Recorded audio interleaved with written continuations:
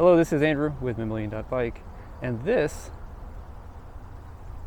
is an Apidura race 1 liter top tube bag.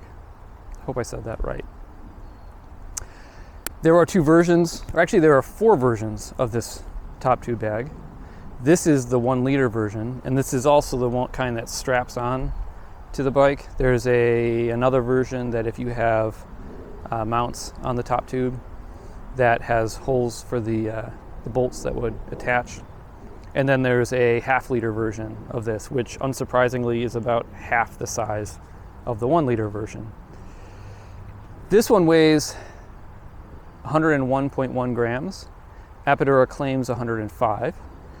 I actually cut a little piece off down here because this part of the strap was sticking out after I put it on the Revolt here. The Revolt has a tapered top tube, so there was just a little bit sticking out, and it would rub against my leg, and because it was Velcro, it would be really irritating. So just took little scissors and trimmed it up, and brilliant, and saved a couple grams probably.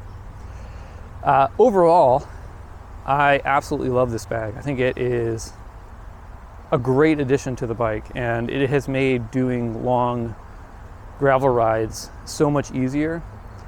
Some of that is because a lot of times when you're out doing a long gravel ride, there just isn't the kind of infrastructure available, like gas stations and convenience stores and things like that. So having more space to carry food is awesome.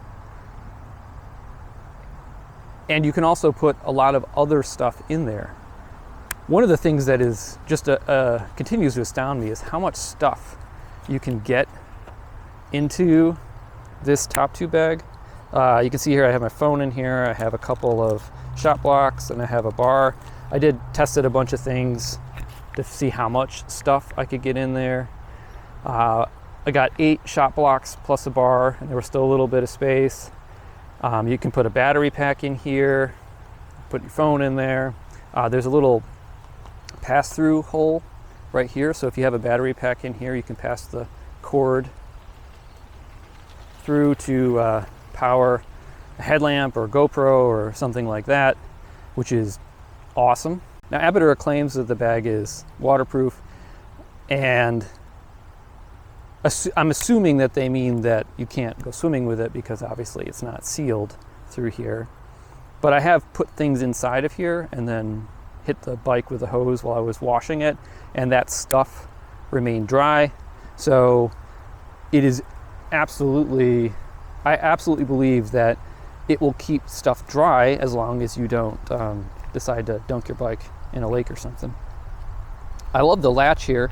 It's a magnetic latch, and the top wants to close. You can see it just wants to close. It doesn't always close perfectly, but it always closes good enough by itself that I have no concerns over that. And then if you don't like it, you can always just adjust it down or up into some of these other slots up there. The inside is lined with some kind of soft touch fabric, so it's less likely to scratch stuff.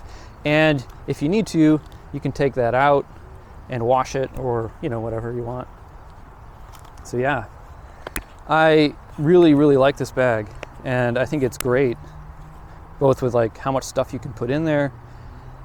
I don't remember if I mentioned that I can fit a jacket in here along with all of the other stuff that I normally bring on a ride, which might need because it's starting to rain.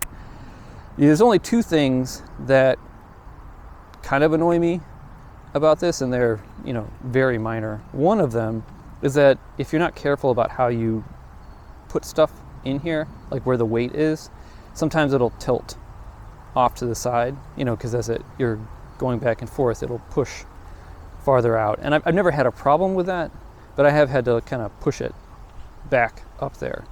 The way that you manage how much play there is with this strap that goes underneath the stem on the steerer tube.